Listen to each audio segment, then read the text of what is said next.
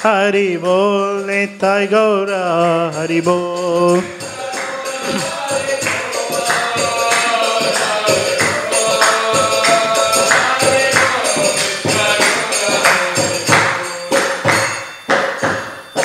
Gaur Premanande, Hari Hari Bol. Namo Vishwad, Paramahansa Parivajagacharya, Ashtotter Shadi, His Divine Grace, Abhay Charanavinda, Bhaktivedanta Swami Srila Prabhupada Ki Jai. ISKCON Founder Acharya, Beauty Founder Acharya, Jagat Guru Srila Prabhupada Ki Jai. Ananta Koti Vaishnav Vrinda Ki Jai. Namacharya Srila Haridas Thakur Ki Jai. Prem Se Kaho Shri Krishna Chaitanya, Prabhu Nityananda, Sri Advaita Gadadhar, Sri Vashadi Shri Gaura Bhaktavinda Ki Jai. Shri Shri Radha Krishna गोप गोपीनाथ श्यामकुंड राधाकुंड गिरि गोवर्धन की जय। श्री श्री वृंदावन मथुरा धाम की जय। श्री श्री नवद्वीप मायापुर धाम की जय। गंगा माई जमुना माई की जय। भक्ति देवी तुलसी महारानी की जय। ग्रंथराज श्रीमद् भागवतम की जय। उपस्थित समवेत गौर भक्तविंद की जय। निथाय गौर प्रेमानंदे हरि हरि बोल। All glories to assembled devotees, Hare Krishna. All glories to assembled devotees, Hare Krishna. All glories to assembled devotees, Hare Krishna. All glories, all glories, all glories to Shri Guru and Gauranga. All glories to Shri Prabhupada Ki Jai.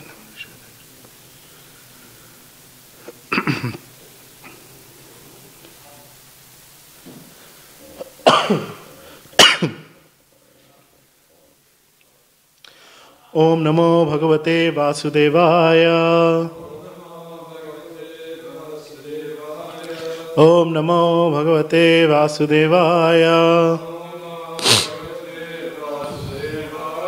Om Namo Bhagavate Vasudevaya.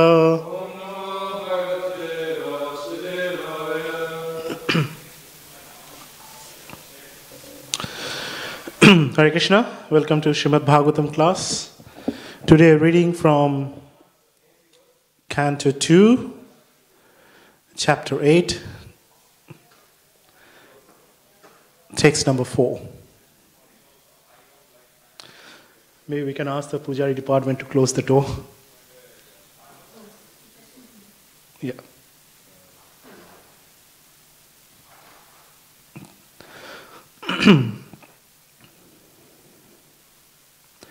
Shrinvata Shraddhaya Nityam. Shrinvata Shraddhaya Nityam. Rinatascha Shvachestitam. Rinatascha Shvachestitam. Kalena Nati Dirghena. Kalena Nati Dirghena. Bhagavan Vishate Ridhi. Bhagavan Vishate Ridhi. Shrinvata Shraddhaya Nityam. Renatascha Shvachestitam. Kalena Nati Dirghena. Bhagavan Vishate Ridhi. Shrinvata Shraddhaya Nityam. Renatascha Shvachestitam. Kalena Nati Dirghena. Bhagavan Vishate Ridhi.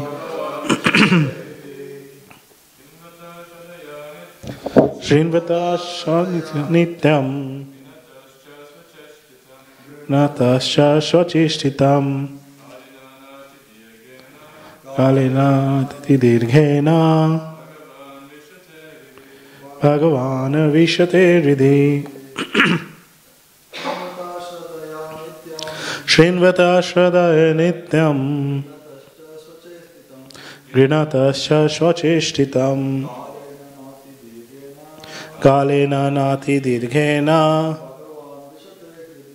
Bhagavan Vishate Ridhi.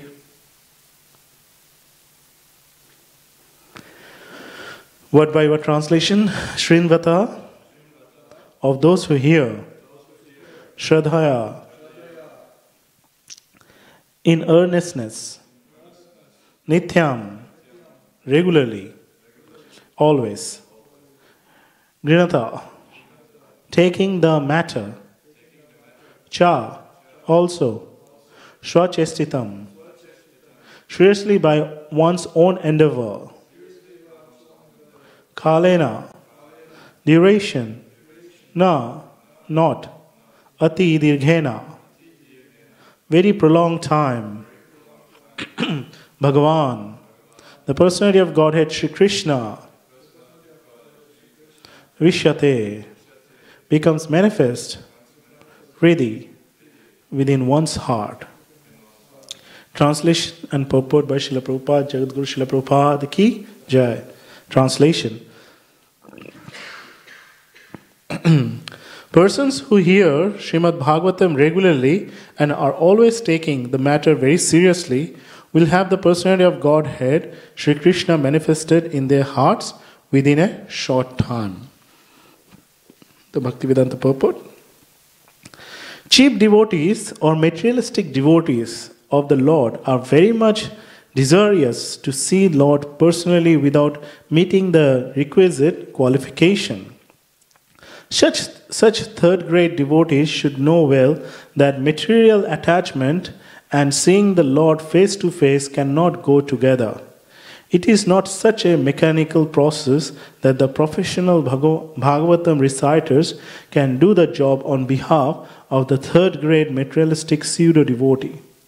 The professional men are useless in this connection because they are neither self-realized nor interested in liberation of the audience. They are simply interested in maintaining the material establishment of family attachment and earning some material benefits out of the profession. Maharaj Parikshit had no more than 7 days to live, but for others, Maharaj Parikshit personally recommends that one hear Srimad Bhagavatam regularly, Nityam, always by one's own effort and with serious devotion also. That will help one to see the Lord Krishna manifested in one's heart within no time. The pseudo-devotee, however, is very anxious to see the Lord according to his whims, not making any serious effort to hear Srimad Bhagavatam regularly and without detachment from material benefits. This is not the way recommended by an authority like Maharaj Parikshit, who heard and benefited by hearing Srimad Bhagavatam.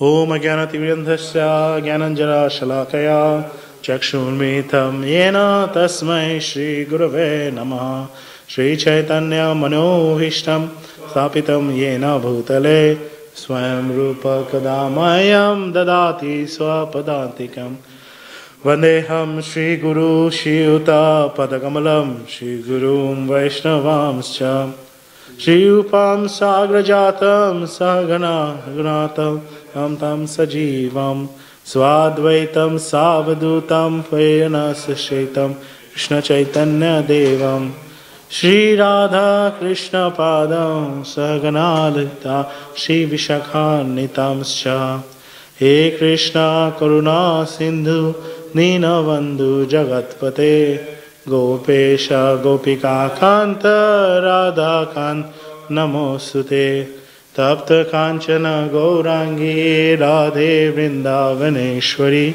Vrishavanu Sute Devi Pranamami Hari Priye Vancha Kalpataru Vescha Kripa Sindhu Vaevacha Patithanang Pavanevyo Vaishnavevyo Namo Namaha Jai Shri Krishna Chaitanya Prabhu Nityananda Shri Advaita Gadadhar Shivashadi Ora Bhakta Vrinda Hare Krishna Krishna Krishna Hare Hare Hare Rama Rama Rama Hare Hare.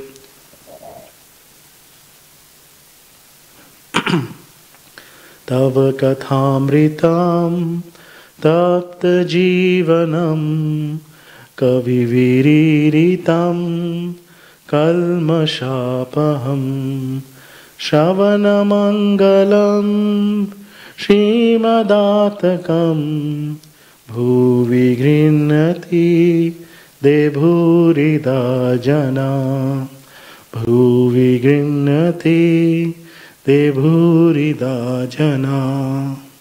Srila Prabhupada ki jai. Hare Krishna. So, in this section, Maharaj Parikshit explaining the way that how one should listen to Srimad Bhagavatam. So, as by some previous, good deeds or past karma, we got this chance to come close to Srimad Bhagavatam and get the opportunity to read it. But what happens that when we get this opportunity to read, rather than read it with sincerity and devotion, we just take something out of it and try to actually make ourselves presentable in such a way that we understand the entire subject matter of Srimad Bhagavatam. So which actually is very much detrimental for our spiritual life. Understanding and Srimad Bhagavatam is not a short-term process. You can't just think that I'm going to take up this book, the 12 cantos, and I'm just going to read, and I'm going to be a scholar out of it. It's not. It doesn't work like that. There are requisites, Srila Prabhupada actually mentioned here, that there are requisites here to actually be a qualified to read Srimad Bhagavatam. What to say about presenting Srimad Bhagavatam? Someone needs to have some kind of qualities where to actually present and first read and then present Srimad Bhagavatam. So, if you try to understand why that is, because the Lord has given us for our benefit. Why we have to go through all these requisites or prerequisites to read this book? So can't we just simply take it up and read it? What's the harm in it? Because the first and foremost thing that if someone thinks that simply by reading Srimad Bhagavatam or Srimad Bhagavad Gita, Chaitanya Chaitamrita, we'll understand, we'll be able to see Krishna. That doesn't happen. Krishna cannot be known or just simply be understood by someone if with that motive that, okay, I'm just going to read this book and I'm going to understand it. Because still that person is trying to understand that whole scripture by material intelligence. The material intelligence will not reveal the very basic things of what these scriptures are presenting us, especially Srimad Bhagavatam. Because the material intelligence or the material, because we were spirit soul, we were pure, we know that. When we came into this contact with this material nature, and then the contamination happens. So that material contamination actually covers our spiritual identity. Jiber Sarupahai Krishna Nitya Das, right? So that actually gets covered by material contamination. So when we see that, how does it, how it's possible?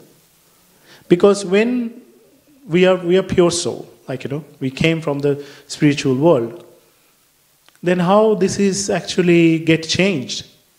How our that duty or the dharma change? It actually doesn't change. What we bring from the spiritual world, it remains intact. But within the contact with the material nature, it actually changes its way of looking at things. The perception changes. I'll give you an example. Suppose, both of you are wearing glasses, right? And your glasses are you don't have any color on your glasses. Suddenly, if I give you a red glass, right, you will see me as a red person sitting on the Vyasasan. So you are seeing through your glass, but does it mean that I have converted to red?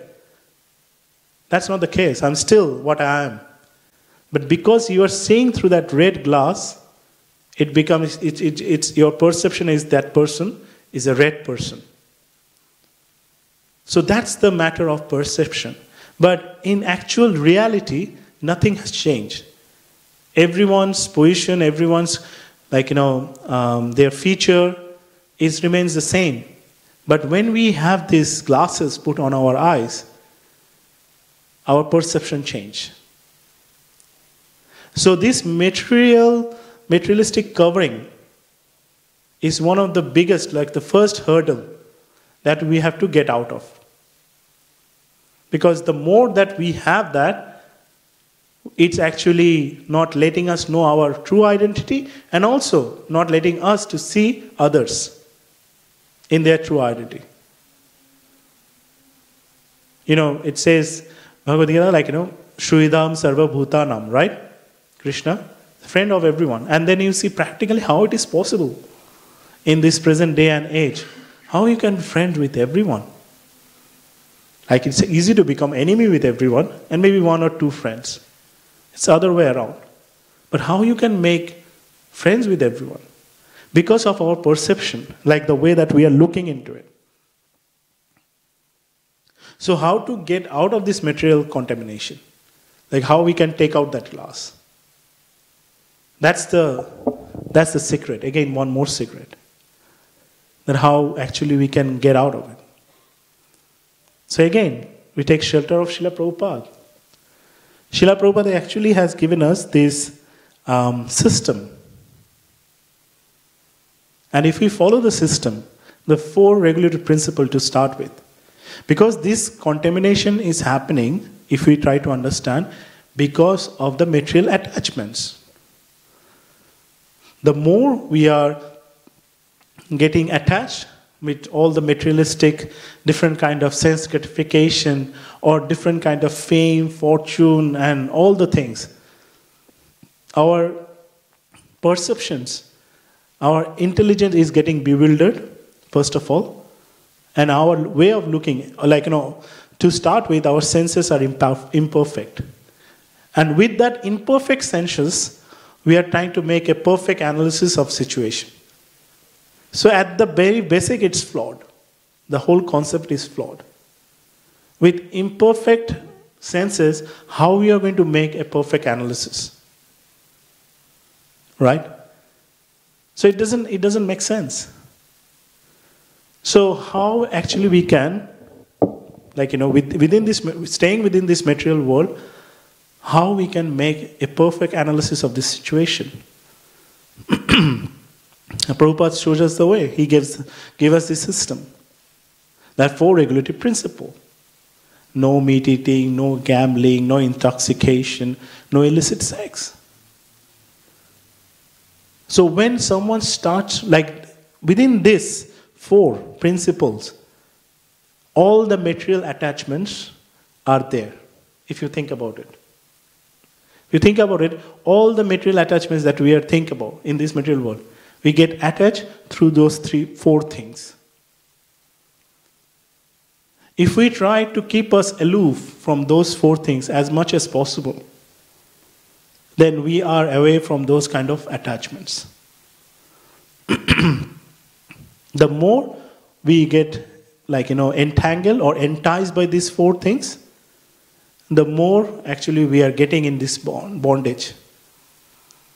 And when this bondage is there, more and more and more and more, it just at some point of time, you just see that there is no way out.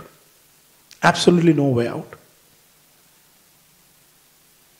And then, somehow or other, sometimes we make this endeavor and we see that, okay, we try to, we try to make effort to get out of this 4 principle, to maintain this 4 principle physically.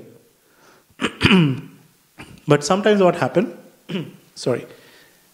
that mentally we actually remains entangled with these things. So it needs to be both physically and mentally. It's not only physically I said when I see you, Prabhu, yes, I'm not doing all those things. Yes, you're not doing it, but mentally you are very much attached. So that's why in Bhagavad Gita, in Bhagavad Gita 3.6, Krishna is saying that Karmendriyani samyamya yayase manasma smaram indrayatham vimuratma mithachara sa uchyate. Mithachara sa uchyate means one who restrains the senses of action, but whose mind dwells on sense objects, certainly deludes himself and is called a pretender. So, even if someone is maintaining the four regulative principles, on outer level, like from the physical level, but internally attached with them, then Srila Prabhupada is mentioning that here, like in this purport also, Prabhupada mentioned the word pseudo-devotee. Because as you are attached with the materialistic things, you are not in that platform of devotion. Srila Prabhupada specifically mentioned here in the purport of the Bhagavatam verse about the Bhagavatam speakers, professional Bhagavatam speakers. They go and within 7 days they give a Bhagavad Saptaha, right? And they explain everything about Bhagavatam. But for what? Because at the end of week, they will get some dakshina out of it. In that context, in one lecture I was hearing that Bhaktisiddhanta Saraswati Thakur gave lecture on the first verse of Srimad Bhagavatam for 4 months. The first verse of Srimad Bhagavatam. He gave lecture only on that verse for 4 months. So you can imagine. So in that case, we are saying that this, professional readers, they just, and this is the way that 7 days you read, okay, now I want to see Krishna. Doesn't work like that. So, if we just quickly read this purport, it's very nice and powerful that Srila Prabhupada is saying that there are many pretenders who refuse to work in Krishna consciousness but make a show of meditation while actually dwelling within the mind upon sense enjoyment. Such pretenders may also speak on dry philosophy in order to bluff sophisticated followers. But according to this verse, they are greatest cheaters. For sense enjoyment, one can act in any capacity of the social order. But if one follows the rules and regulations of his particular status, he can make gradual progress in purifying his existence. But he who makes a show of being a yogi while actually searching for the objects of sense gratification must be called the greatest cheater. Even though he sometimes speaks of philosophy, his knowledge has no value, because the effects of such a sinful man's knowledge are taken away by the illusory energy of the Lord. Such a pretender's mind is always impure, and therefore his show of yogic meditation has no value whatsoever. So even the knowledge gathered by that person, if that person is doing probably for years and years 7-day Bhagavatam Saptaha, and probably he knows all the verses of Bhagavatam, but those are dry philosophy. Those are have no benefit, because that benefit has been taken away by Maya. Maya is showing that, just do that and you'll get some money out of it. That's your objective out of this. But for a pure devotee, it's not the thing. They never thought, okay, I want to share this knowledge. I want to share this knowledge. I don't want to get out anything. Even in the Vedic culture, in some lineage, it was also said that if for your knowledge, if you give your knowledge to someone and you get something out of it, you get some money or something like that, all the potency of those knowledge will be gone. So that used to be given a very strict instruction that when you become a teacher, you make sure that this knowledge You don't sell this knowledge. You just distribute it. Because whenever that concept comes, then basically you are not distributing it anymore. Right? You are selling it. There is a very big difference between distribution and sell. So that's why it's very important that when we see, the way that the knowledge gets shared in our Vedic culture, it's very important to understand that how we can actually use that knowledge. If we use that knowledge for our spiritual development, yes, very good. If we use that knowledge for our material development, very, very detrimental. So that's why we see that even when we try to use, the knowledge that we are getting, we're trying to use for our material advancement, it doesn't work much. People get frustrated. In the first world countries, you see, there are so many advancement of education system. There are so big universities, everything. Like people can get so much knowledge. But similarly, in the first world country, the level of anxiety, the level of distress, the level of frustration is so high that the level of suicide is also quite high. Because it just, people are getting all this knowledge, and when they see that it actually is not helping them, then they get frustrated. So that's why that it's very important to understand that when we are having this knowledge, we should only use it. We should only use it for develop our spiritual potency. Because it just, Maya works in a different way. Even through devotional service, Maya can penetrate and comes. If we are not doing it with our proper, sincerity. If you are not sincere enough, and if there is some kind of hidden agenda, Maya can come through devotional service also, and actually impact us, take us down in our spiritual life. So that's why it's very important that we understand that when we are doing anything in Krishna's service, it needs to be absolutely, we have to make sure that, we are doing it for the Lord, unconditionally. Apratihata, ahetuki apratihata. Without any other motives. Because if there is anything in our mind, then it actually, we becomes pretenders. And also, this process of, of developing our spiritual potency, it's a gradual process. It doesn't happen in one day. Even we take Srimad Bhagavatam and reading it, and it takes time.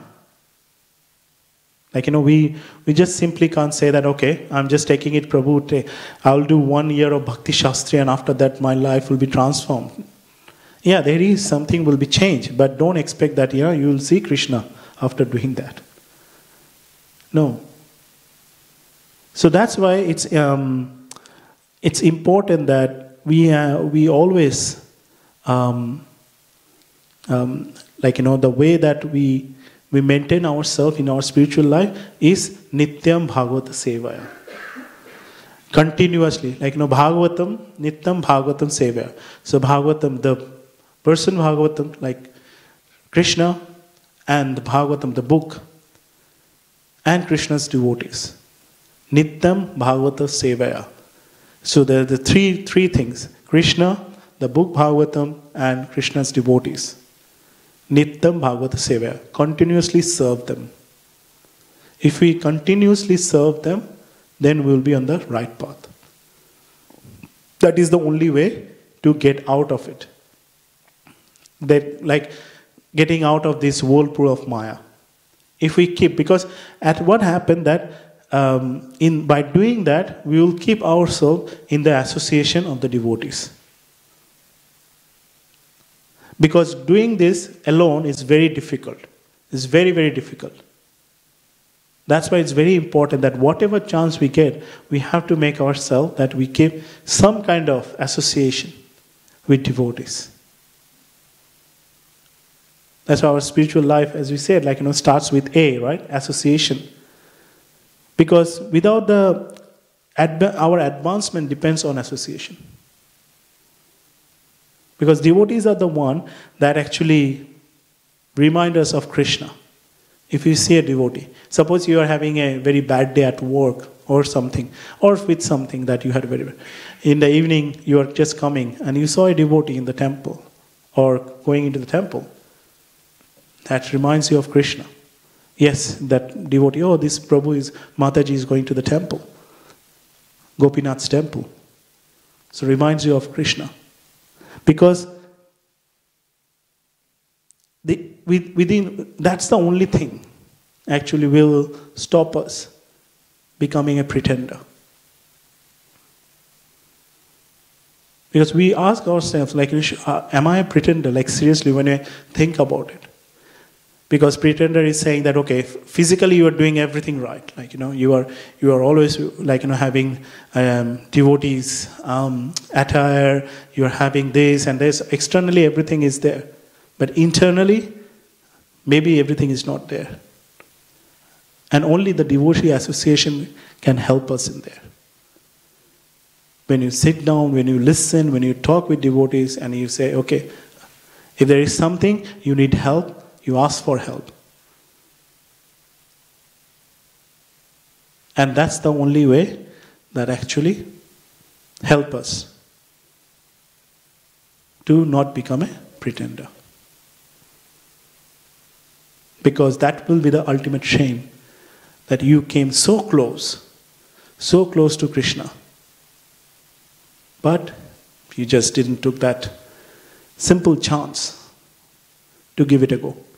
Rather than, again, went back to the thing that because of what we were coming back to this birth and death cycle. But there is benefit. It's not all doom and gloom.